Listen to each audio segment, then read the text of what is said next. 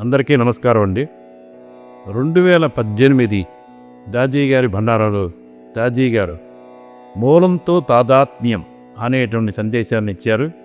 ఆ సందేశంలో మనం ఆచరణాత్మకంగా డెవలప్ చేసుకోవాల్సినటువంటి కొన్ని ముఖ్యాంశాలని ఈ ఎపిసోడ్లో చెప్పుకుందాం. దాజీ ఇలా అన్నారు, మనందరిలో ఒకేలా ఏర్పడిన సంస్కారాన్ని తొలగిస్తే దానిపై ఆధారపడి దానికి అంటుపెట్టుకుని ఉన్న మిగిలిన సంస్కారాలన్నీ నాశనమవుతాయని బాబూజీ గారు అన్న విషయం. మరి ఆ మొదటి సంస్కారం ఏమిటి? అది మన అంతరంగ వ్యవస్థ నుండి ఎలా తొలగిపోతుంది? అన్ని సంస్కారాలు నిర్మలీకరణ ద్వారా తొలగిపోతాయని మనకు తెలుసు. అందుచేత మనం కాలక్రమేణా మరింత ఎక్కువ విశ్వాసాన్ని పెంచుకుంటూ అంకిత భావంతో సాధన చేస్తాం. తత్ఫలితంగా ఒక రకమైన ధైర్యం మనలో వృద్ధి చెంది మొదటి సంస్కారంగా ఏర్పడిన భయం నాశనమవుతుంది. శ్రీరాముడు తన భక్తుల్లో ఒకరికి జ్ఞానాన్ని ఉపదేశిస్తూ దీన్ని నిర్ధారించారు.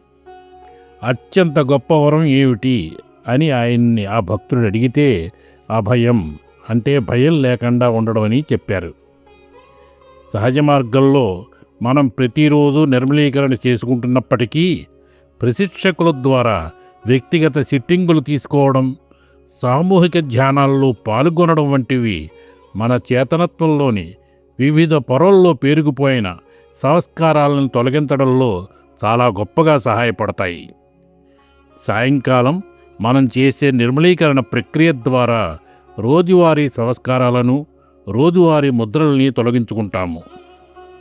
కొంత లోతుగా పాతుకుపోయిన సంస్కారాలను ప్రశిక్షకుల సహాయంతో సిట్టింగుల ద్వారా తొలగించుకోవచ్చు.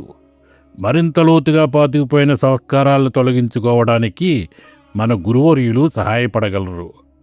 ఇలాంటి సంస్కారాలే మనల్ని జన్మలకి వెంటాడుతాయి. ఇప్పుడు మన సంస్కారాల గురించి మనకి ఏమర్థమయ్యిందో, వాటిని తొలగించినప్పుడు ఏమవుతుందో తెలుసుకుందాం. మీరు ఒకరితో వాదనలోకి దిగారనుకుందాం, లేదా మీరు ఎవరితోనైనా సంభాషిస్తున్నప్పుడు మీకు చేదు అనుభవం కలిగిందనుకుందాం. అటువంటి సందర్భానికి సంబంధించిన జ్ఞాపకం మీలో ఉంటుంది. సంస్కారాన్ని తొలగించడం అంటే ఆ జ్ఞాపకాన్ని తొలగించుకోవడమా, లేదా దాన్ని మర్చిపోవడమా? కానే కాదు. ఆ చెడు అనుభవం మీకు కలగడానికి కారణమైన వ్యక్తిని మీరు క్షమించగలిగినప్పుడే ఆ సంస్కారం తొలగిపోతుంది. అభ్యంతరకరమైన ఆ సంఘటన ఇంకా మీకు గుర్తుండవచ్చు. అయినప్పటికీ దానికి సంబంధించిన భావోద్వేగాన్ని పూర్తిగా తొలగిస్తే ముద్రలు లేక సంస్కారాలు ఏర్పడకుండా చేయగలరు. ఎందుకంటే సంస్కారాలను ఏర్పరిచేది ఆయా సంఘటనలకు సంబంధించిన భావోద్వేగపు భారమే.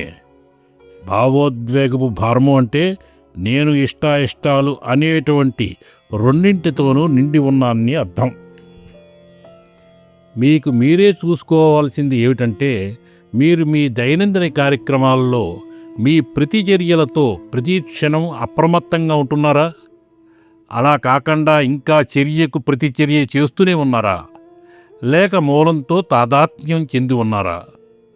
భావోద్వేగపు భారాన్ని తగ్గించుకుని బలహీనపరిచి సంస్కారాలు ఏర్పడకుండా ఉండడానికి మనకి ఎన్నో మార్గాలున్నాయి.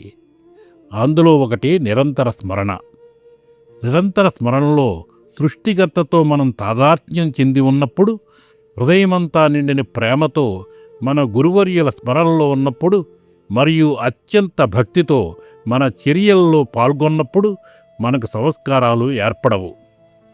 ఇంకొక పద్ధతి ఏమిటంటే, తీరిక సమయాల్లో మన చుట్టూ ఉన్న ప్రతీదీ భగవంతుని స్మరణలో నిమగ్నమే ఉన్నాయని, ఆ దివ్యమూలంతో తాదాత్మ్యం చెంది ప్రశాంతతను, మితత్వాన్ని పెంపొందించుకుంటున్నాయని, మన చుట్టూ ఉన్న ప్రతి వస్తువు మరింత శాంతిని, మరింత మితత్వాన్ని పెంపొందించుకుంటున్నాయనే సంకల్పాన్ని కలిగి ఉండాలి.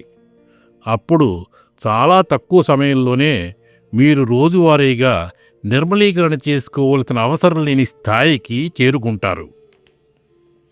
నిజానికి మనం భగవంతునితో తాదాత్మ్యం చెందినప్పుడు మన చర్యలు పరిపూర్ణతను సంతరించుకుంటాయి. అవి మరింత సమర్థతని కలిగి ఉంటాయి. అలా చేసే పని మీకెప్పటికీ భారంగా ఉండకపోవడమే కాదు, దాన్ని మీరు ఆస్వాదించగలుగుతారు కూడా. చాలామంది పనుల నుండి రిటైర్ అవ్వాలని, విశ్రాంత జీవితం కావాలని కోరుకుంటారు. కానీ నేను నమ్మేది మాత్రం భౌతిక ప్రపంచంలో పనిచేసే వాతావరణాన్ని బట్టే మీ ఆధ్యాత్మిక సంపదనంతా, అంటే మీరు ఆధ్యాత్మికంగా సాధించిన దాన్నంతా చక్కగా వినియోగించగలుగుతారు. భౌతిక జీవితం, కుటుంబ జీవితం మనకు సవాళ్లను విసురుతుంది. ఆ సవాళ్లను అధిగమించడానికి మన ఆధ్యాత్మిక సంపదను ఉపయోగిస్తాం. మన సమర్థతల్ని, మన ఆధ్యాత్మిక మేధస్సుని పరీక్షించుకుంటాం. ఏదైనా పరీక్షకు లోనైనప్పుడే మరింత మెరుగ్గా రాణిస్తుంది. పిరికివాళ్లు మాత్రమే సవాళ్లకి లొంగిపోతారు. సహజ మార్గలమైన మనం మాస్టర్ పట్ల విశ్వాసంతో, తమకు అన్నింటిలో మాస్టర్ సహాయం కొండంత అండగా ఉంటారనే ధైర్యంతో సవాళ్ళని ఎదుర్కోవాలంటారు దాజీ. సంస్కారాలు ఏర్పడకుండా అప్రమత్తంగా జీవించాలి.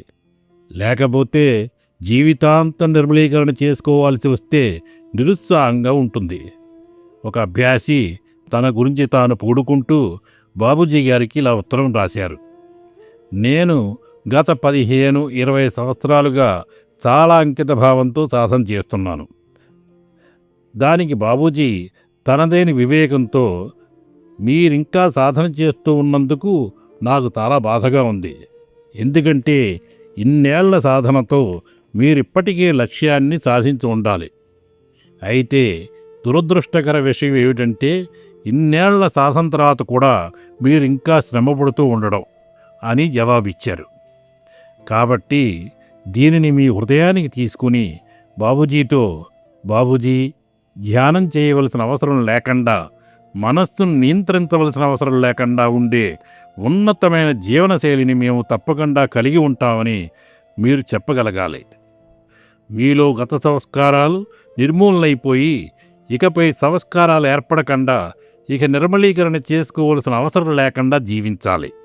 ఎందుకంటే అప్పుడు మీరు ఎటువంటి సంస్కారాలని ఆహ్వానించరు, ఏర్పరచుకోరు. అప్పుడు మీరు ఇతరులకు సహాయపడగలిగే తర్వాతి స్థితి తనంతట తానే తెరుచుకుంటుంది. ఇతరుల అభ్యాసీలైనా కాకపోయినా మన జీవనశైలి ఏదో రకంగా వారి హృదయాల్ని తాకుతుందని అంటారు దాజీ. 2019లో దాజీ గారి భండారాలో దాజీ గారికి ఇచ్చినటువంటి సందేశం గురించి నెక్స్ట్ ఎపిసోడ్లో చెప్పుకుందాం. అందరికీ ధన్యవాదాలు.